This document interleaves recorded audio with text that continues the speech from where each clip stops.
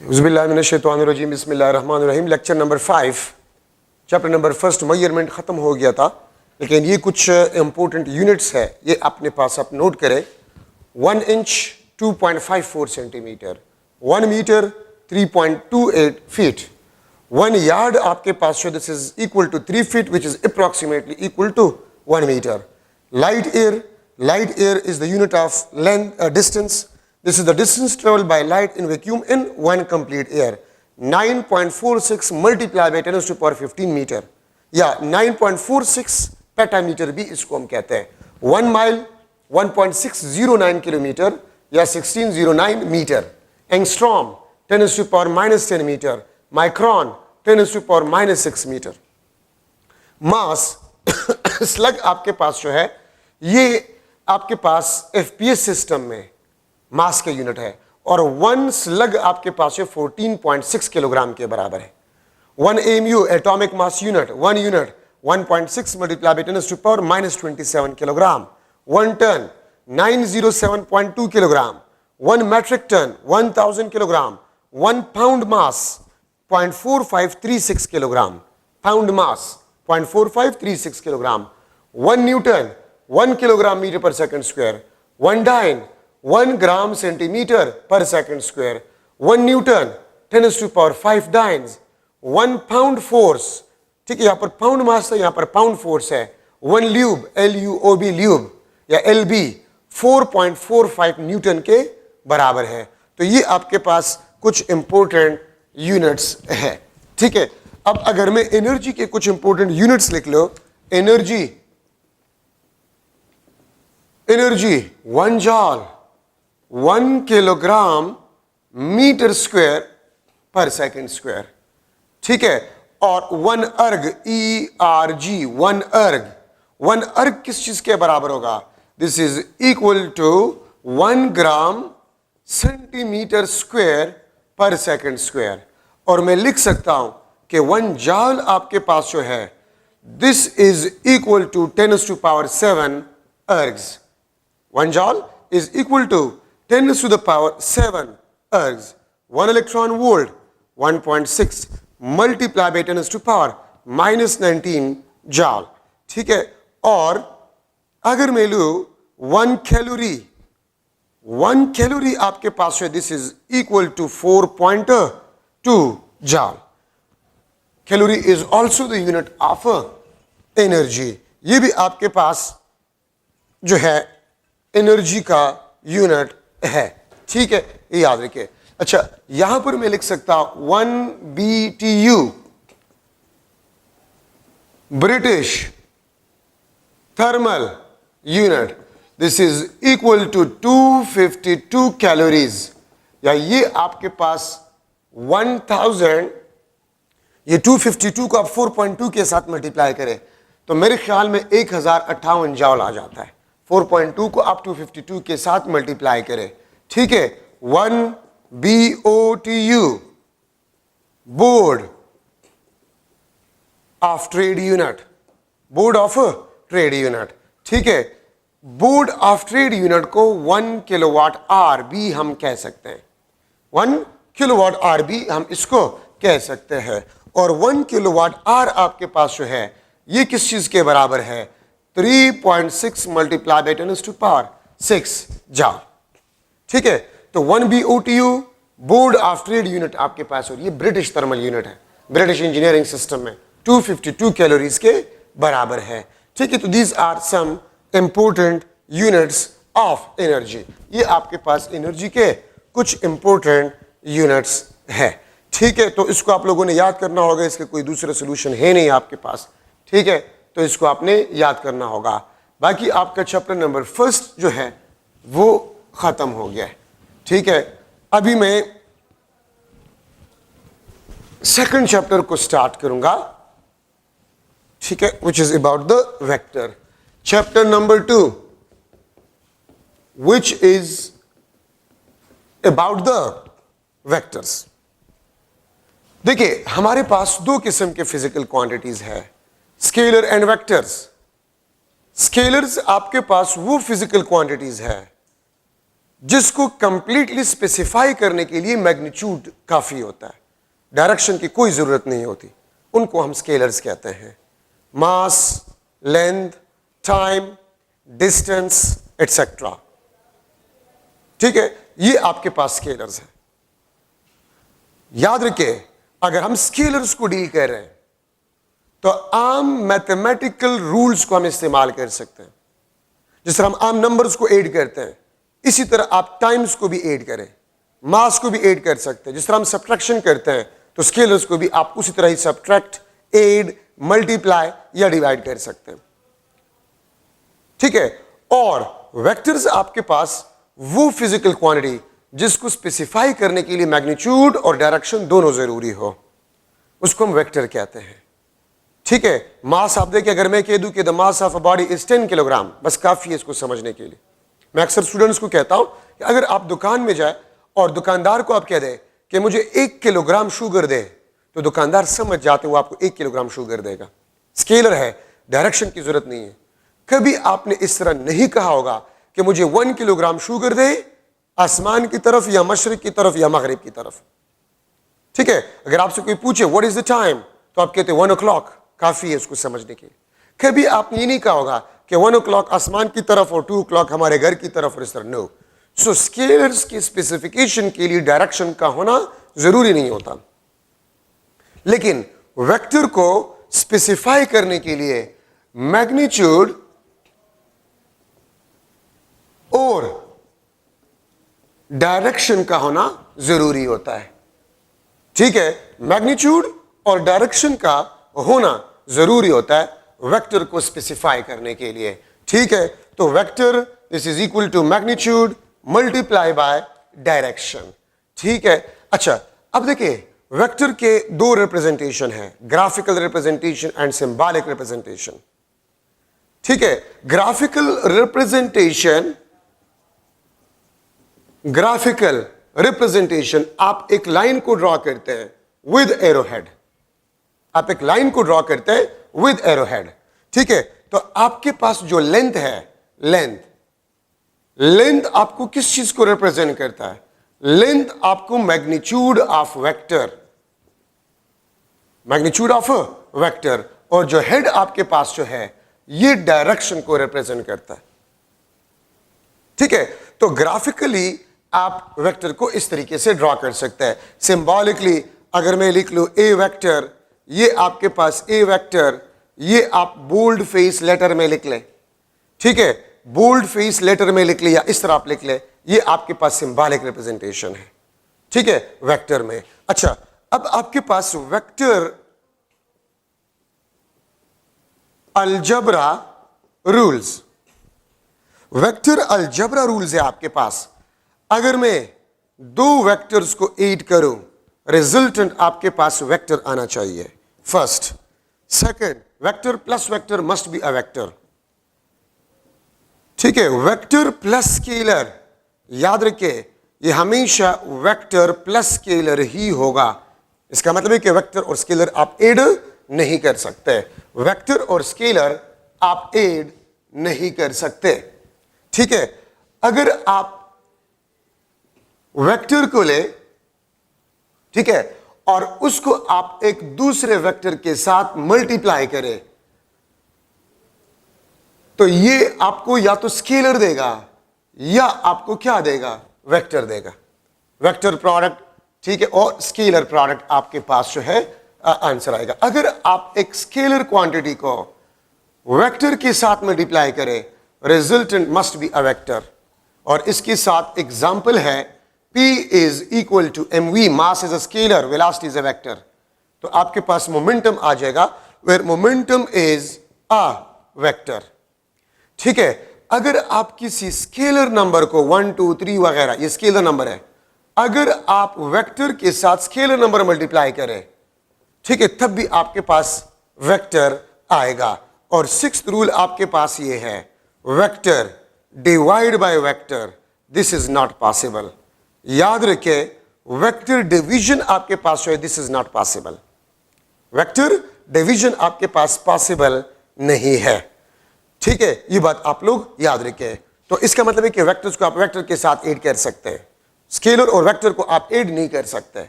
अगर आप दो वेक्टर्स को मल्टीप्लाई करें तो आपको स्केलर भी दे सकता है या वेक्टर भी दे सकता है। अगर आप स्केलर को वेक्टर के साथ मल्टीप्लाई करें, रिजल्टेंट आपके पास क्या होगा? वेक्टर होगा। अगर आप एक स्केलर नंबर को वेक्टर के साथ मल्टीप्लाई करें, रिजल्टेंट आपके पास वेक्टर होगा।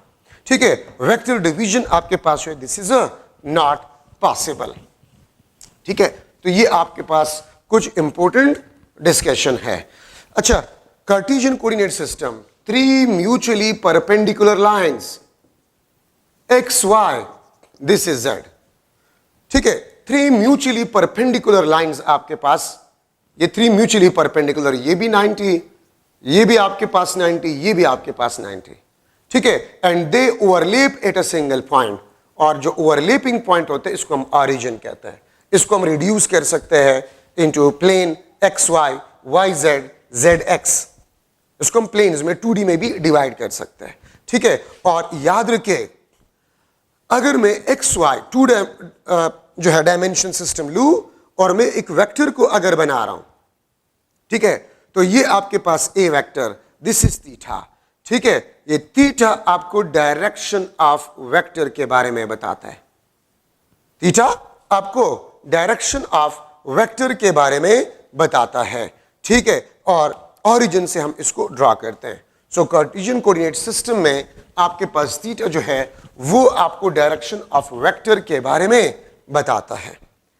ठीक है, अच्छा, अब आपके पास है कुछ सम इंपोर्टेंट वेक्टर्स, कुछ important vectors. Number first, parallel vectors. Parallel vectors, वो वेक्टर्स जिनका डायरेक्शन आपके पास सेम हो। दिस इज ए वेक्टर, ये आपके पास बी वेक्टर है। ठीक है, this is A vector and this is B vector. ठीक है, तो आप अगर देखें, अगर दो वेक्टर्स का डायरेक्शन आपके पास सेम हो तो थीटा आप देख सकते हैं, थीटा आपके पास 0 डिग्री होगा। डायरेक्शन इज सेम, इसका मतलब यह है कि the angle between the two vector is 0। याद रखिए, पैरेलल वेक्टर में हम मैग्नीट्यूड और स्टार्टिंग पोजीशन को नहीं देखते, हम सिर्फ सेम डायरेक्शन को देखते हैं। मैग्नीट्यूड अगर सेम हो या सेम ना हो, स्टार्टिंग पोजीशन अगर सेम हो या ना हो, but if the only direction is same, तो फिर इसको हम पैरेलल वेक्टर्स कहते हैं।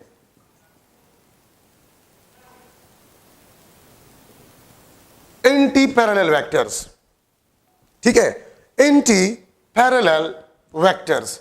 और एंटी पैरेलल वेक्टर आपके पास जो है, अगर मैं ये लूं C, ठीक है, और मैं ये लूं दिस इज D, अगर आप थीटा को देखें, ये आपके पास 180 डिग्री होगा, डायरेक्शन इज अपोजिट। तो दो वेक्टर्स जिसकी डायरेक्शन अपोजिट हो, मैग्नीट्यूड अगर सेम हो या ना हो, स्टार्टिंग पोजीशन अगर सेम हो या ना हो, but if the two vectors have opposite direction, मतलब ये irrespective of magnitude and starting position, तो वेक्टर्स को हम एंटी पैरेलल वेक्टर्स कहते हैं। Equal vectors, same magnitude and same direction, same magnitude and same direction. ठीक है, तो फिर हम वेक्टर्स को कहते हैं इक्वल वेक्टर। ये आपके पास A, ये आपके पास B वेक्टर्स। ठीक है, आप देखिए लेंथ भी सेम है, डायरेक्शन भी सेम है। ठीक है, तो मैं लिख सकता हूं A is equal to B, plus sign और प्लस साइन। ठीक है, अगर मैं इसके ऊपर चले लिख लेता हूं A vector is equal to B vector, ये प्लस प्लस। ठीक है, मैं इस तरह भी लिख सकता हूं minus A is equal to minus B. तो देखिए साइन भी सेम है और इक्वलिटी भी है। तो सेम साइन का मतलब होता है सेम डायरेक्शन, और इक्वलिटी का मतलब आपके पास होते हैं equal magnitude. Same sign equal direction. ठीक है, और ये आपके पास इक्वलिटी साइन इक्वल मैग्नीट्यूड आपके पास होगा। तो अगर दोनों साइड्स पे साइन सेम हो और इक्वलिटी साइन भी हो, minus minus equality, plus plus और equality, it means the vectors are equal vectors. मैं इस तरह भी कह सकता हूं two parallel vectors having same magnitude, starting position same हो या ना हो। अगर मैं यहां पर पेशावर में 10 मीटर ईस्ट चला जाता हूं, ठीक है, और कोई बंदा कराची में 10 मीटर ईस्ट चला जाता है, तो हमारे डिस्प्लेसमेंट वेक्टर इक्वल वेक्टर्स है, ठीक है। तो same magnitude in same direction, the vectors are equal vectors.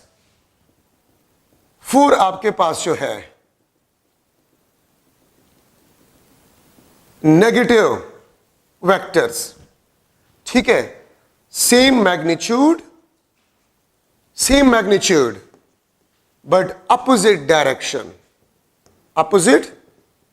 Direction, इसको हम नेगेटिव वेक्टर कहते हैं irrespective of sine.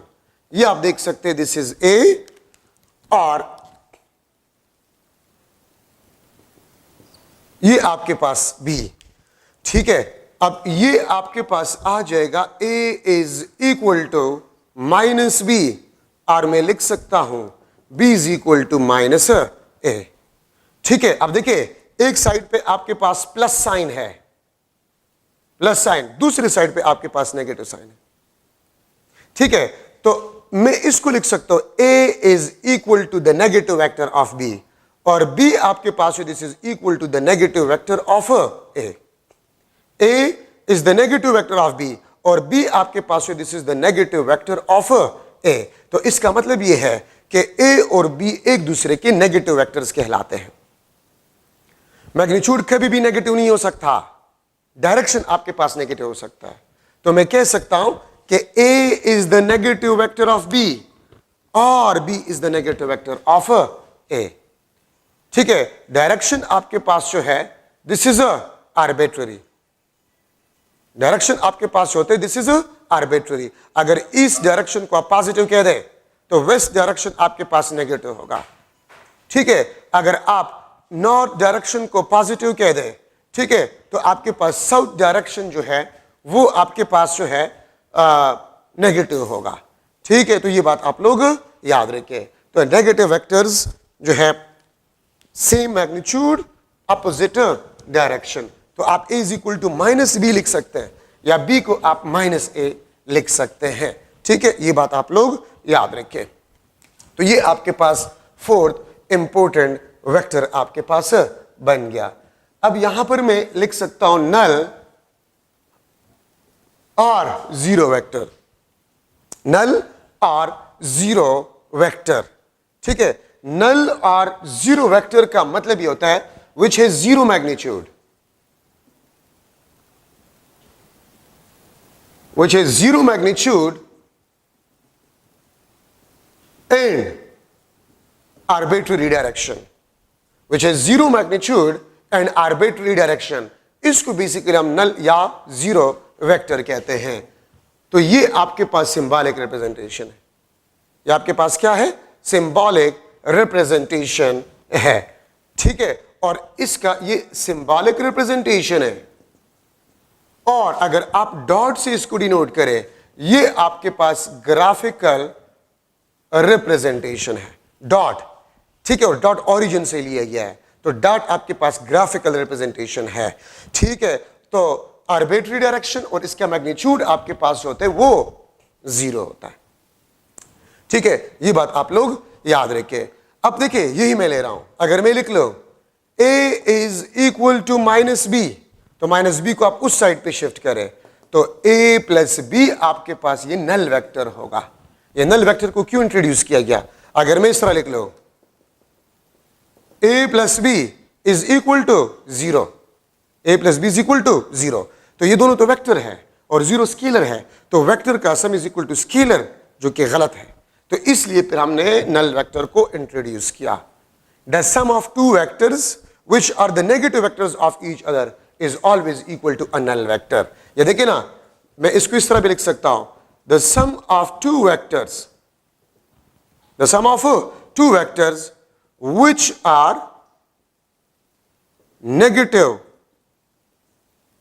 vectors of each other, this will be always equal to a null or zero vector। ऐसे दो vectors जो एक दूसरे के नेगेटिव वेक्टर्स हो, अगर उसका आप सम ले लें तो आपको नल वेक्टर देगा या आपको जीरो वेक्टर देगा। ठीक है, तो ये आपके पास इसका स्टेटमेंट बन जाएगा। हां, अगर मैं इस तरह लिख लूं कि मैं इसके मैग्नीट्यूड निकालूं, the magnitude of sum of two vectors which are the negative vector of each other, ये आपके पास जीरो होगा। याद रखें, magnitude is always positive and scalar. Magnitude is always positive and scalar.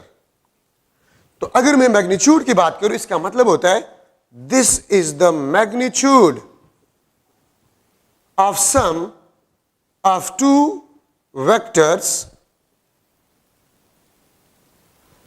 which are negative vectors of each other। ठीक है, तो वो आपके पास जीरो होगा, वो नल वेक्टर होगा, ये आपके पास जीरो होगा। द मैग्नीट्यूड ऑफ सम, ये देखिए ना, magnitude of sum of two vectors A and B which are the negative vectors of each other, this is always equal to zero, magnitude of sum. ठीक है, लेकिन अगर मैं ए और बी मैं इस तरह लू कि a आपके पास हो, this is equal to minus B, तो इसका मतलब यह है कि a मैग्नीट्यूड भी नॉन जीरो है और b मैग्नीट्यूड भी नॉन जीरो है, लेकिन दोनों a और b वेक्टर एक दूसरे के नेगेटिव वेक्टर्स है। अगर मैं इनकी मैग्नीट्यूड्स लेकर इसको सम करूं, वो आपके पास नॉन जीरो होगा और इसका स्टेटमेंट आपके पास बनता है the sum of magnitudes, the sum of magnitudes of A and B which are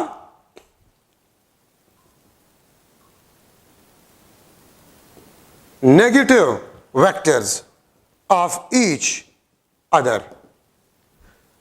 अगर आप थोड़े से स्टेटमेंट को देखें, ये आपके पास मैग्नीट्यूड ऑफ सम है, मैग्नीट्यूड ऑफ सम, और ये आपके पास क्या है, ये आपके पास सम ऑफ मैग्नीट्यूड्स है। ये आपके पास क्या है, sum of magnitudes which is not equal to zero. तो एक बात याद रखिए इन दोनों स्टेटमेंट में, अगर आप देखें ये मैग्नीट्यूड ऑफ सम है, ये मैग्नीट्यूड ऑफ सम है, मतलब सम लेकर फिर आप मैग्नीट्यूड निकालते हैं। मैग्नीट्यूड ऑफ सम का मतलब क्या होता है, आप सम करके मैग्नीट्यूड निकालते हैं, तो वो तो जीरो होता है, क्योंकि आपके पास दो वेक्टर्स जो कि नेगेटिव है उसका सम जीरो है, तो नल वेक्टर का मैग्नीट्यूड जीरो। लेकिन अगर a और b जो कि नेगेटिव वेक्टर्स है, अगर इन a और b का मैग्नीट्यूड्स का आप सम मालूम करें तो वो नॉन जीरो होगा या ग्रेटर देन जीरो होगा। ठीक है, अगर मैं यहां पर एक एग्जाम्पल लिखूं, यहां पर मैं अगर एक एग्जाम्पल लिखूं, ठीक है, कि आपके पास है, let's suppose a vector is equal to 10 metre east, b vector आपके पास जो है 10 मीटर वेस्ट, तो मैं अगर a वेक्टर का मैग्नीट्यूड लूं वो 10 मीटर है, अगर मैं b वेक्टर का मैग्नीट्यूड लूं वो 10 मीटर है। ठीक है, नॉन जीरो है ना, तो अगर मैं इनके मैग्नीट्यूड्स का सम लूं वो 20 मीटर होगा, which will be not equal to zero. ठीक है, तो magnitude of sum of magnitudes, ये आपके पास सम ऑफ मैग्नीट्यूड्स है, मतलब मैग्नीट्यूड्स का सम आपने ले लिया। और अगर मैं इस तरह लिख लो, मैं इसको इस तरह लिख लो कि आपके पास a प्लस बी, ये आपके पास 10 मीटर ईस्ट, ठीक है, प्लस 10 मीटर वेस्ट, तो मैं इसको लिख सकता हूं a plus B 10 metre east plus 10 metre west को मैं लिख सकता हूं माइनस ईस्ट। ठीक है, मैंने वेस्ट को माइनस ईस्ट क्यों लिख लिया, अब देखिए आपके पास minus east mean opposite to east west होता है, माइनस वेस्ट ये आपके पास ईस्ट होता है, माइनस नॉर्थ वो आपके पास साउथ होता है, माइनस साउथ वो आपके पास नॉर्थ होता है। ठीक है, तो a plus B is equal to 10 metre east minus 10 metre east, ये आपके पास नल वेक्टर आ गया, ये आपके पास नल वेक्टर आ गया है, क्योंकि ई डायरेक्शन भी इसके साथ ये, तो आपके पास ये नल वेक्टर आपको देगा। तो इसको बेसिकली हम कहते हैं, ठीक है, नल वेक्टर। और अगर मैं इसका मैग्नीट्यूड निकाल लूं तो a प्लस बी तो 0 है और नल वेक्टर का मैग्नीट्यूड भी आपके पास 0 है। तो ये आपके पास मैग्नीट्यूड ऑफ सम है और वो आपके पास सम ऑफ मैग्नीट्यूड्स है। तो कंक्लूजन ये है कि the sum of magnitudes of two vectors which are the negative vectors of each other, this will be not equal to 0. But the magnitude of the sum of two vectors a and b, the magnitude of sum of two vectors a and b, this is equal to 0. ये आपके पास 0 होगा। ठीक है, ये बात याद रखिए। तो ये इसमें आपके पास इंपॉर्टेंट जो है कंडीशंस है नेगेटिव वेक्टर्स में। ठीक है, सेम नजर आ रहे हैं लेकिन दोनों में आपके पास फर्क है। The sum of magnitudes of two negative vectors are non zero, but the magnitude of sum of two negative vectors are 0। ठीक है, तो इसका थोड़ा सा आपने ख्याल रखना है। ठीक है, तो ये आपके पास फोर्थ। अब फिफ्थ में ले रहा हूं, unit vector which has one magnitude and has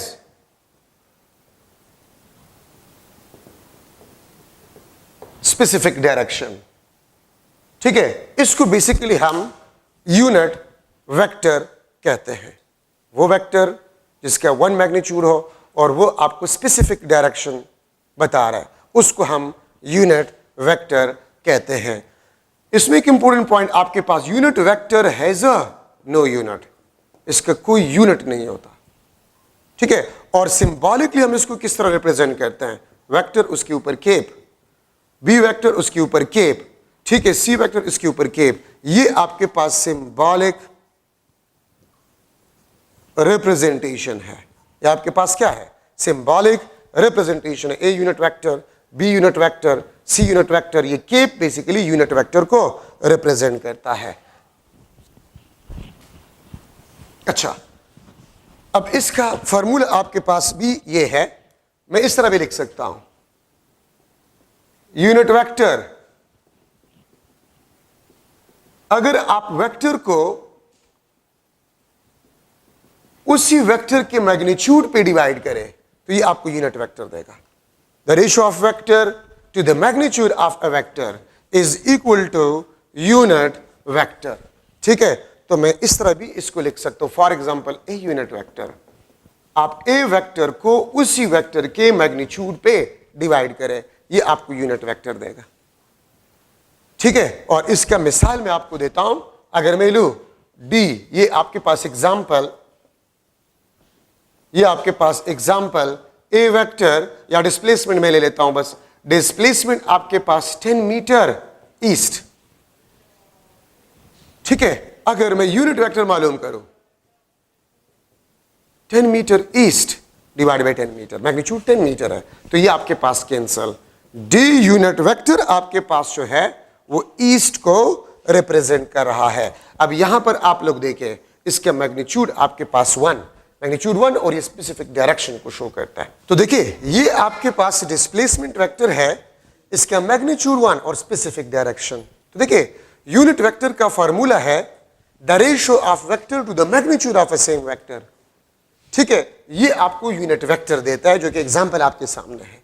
ठीक है, तो अब आपको पता है, अगर मैं 3D में लिख लूं, a is equal to axi plus ayj plus azk, this is the vector in 3D।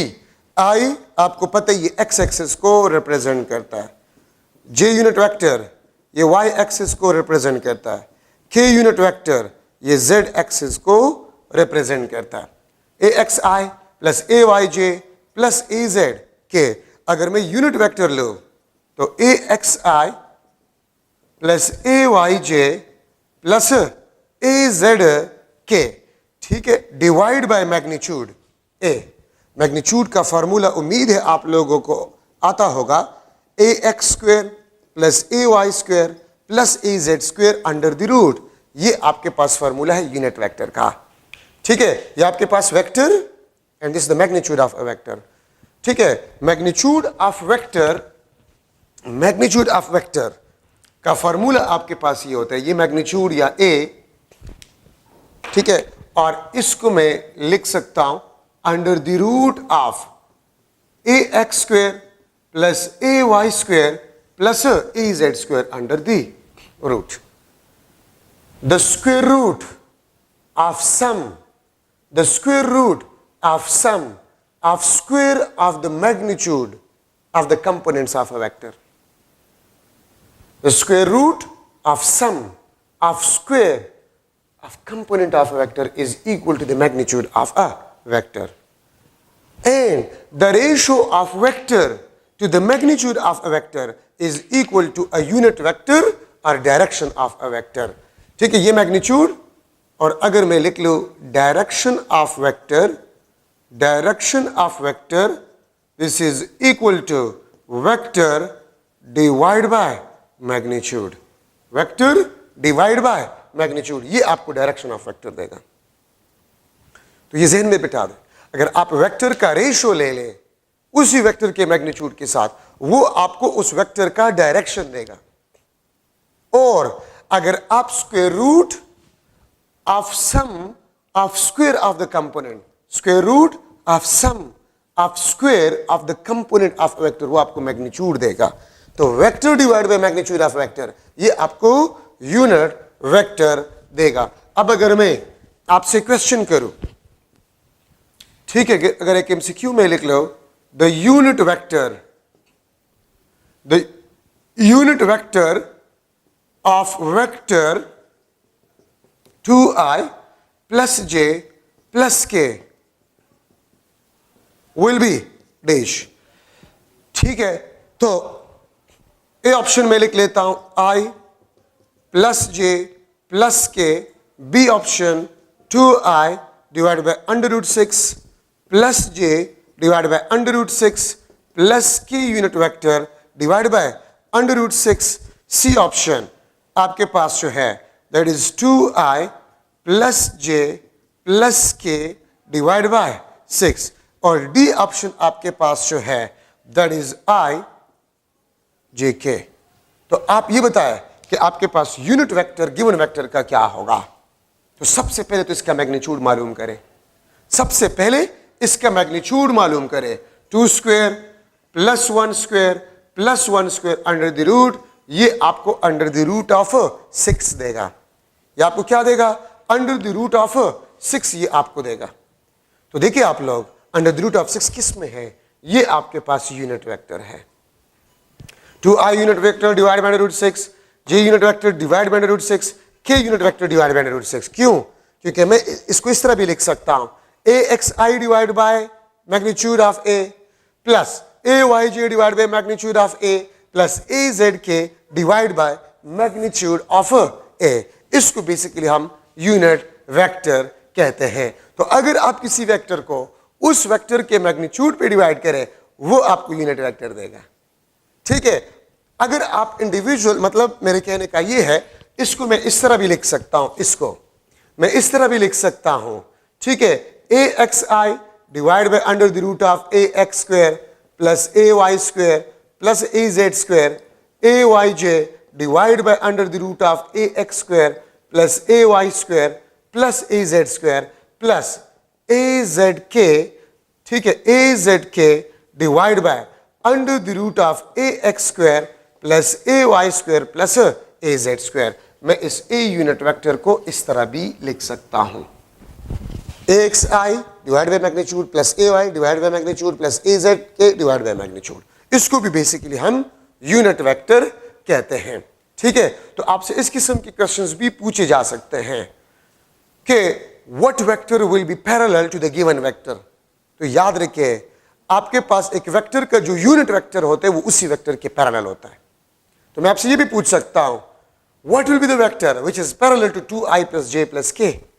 इसके पैरेलल वेक्टर कौन सा होगा? तो यही आंसर होगा, यूनिट वेक्टर ही उसी वेक्टर के पैरेलल आपके पास होगा.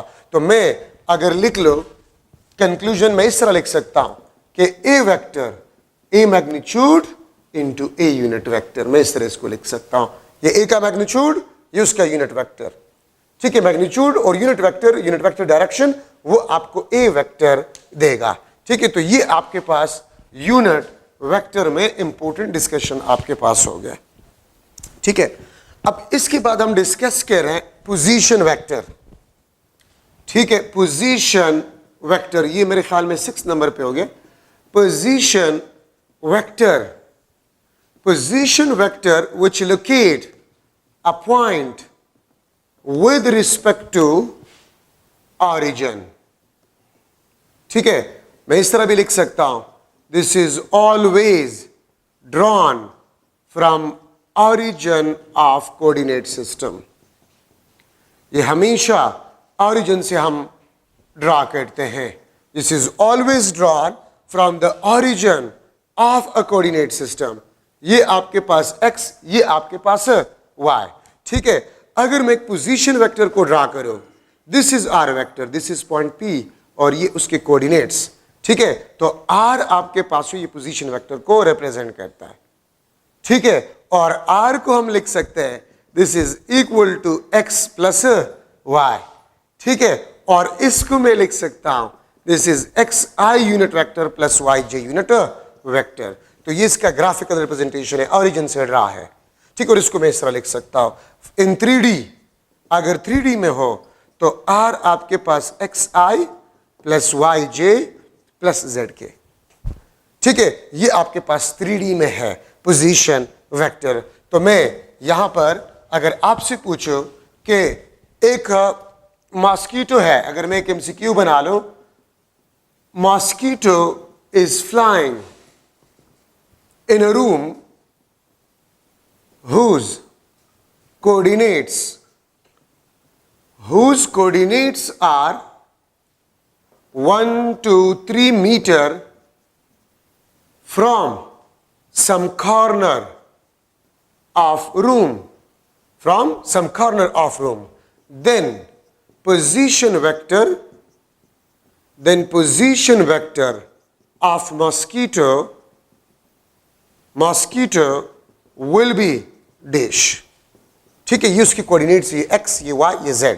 ठीक है, तो मैं लिख लूंगा i unit vector plus 2j plus 3k।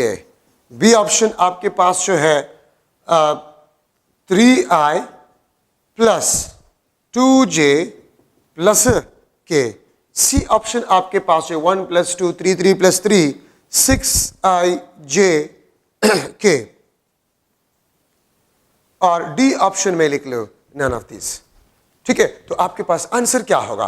तो आप ये देख ले, x, ये आपके पास x, ये y, ये z, ये इसके कोऑर्डिनेट्स है। ठीक है, तो what will be the correct option? None of this is the answer. क्यों? क्योंकि इसके साथ यूनिट है मीटर। यहां पर तो आपको ये नजर आएगा, लेकिन इसके साथ यूनिट नहीं है। ठीक है, तो मेजॉरिटी स्टूडेंट्स इसको सेलेक्ट करेंगे कि दिस इज करेक्ट। ये करेक्ट नहीं है।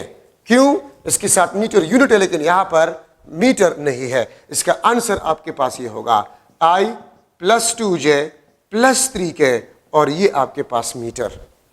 तो ये करेक्ट ऑप्शन होगा, जो कि आपके पास नहीं है ऑप्शन में। तो none of these is the answer.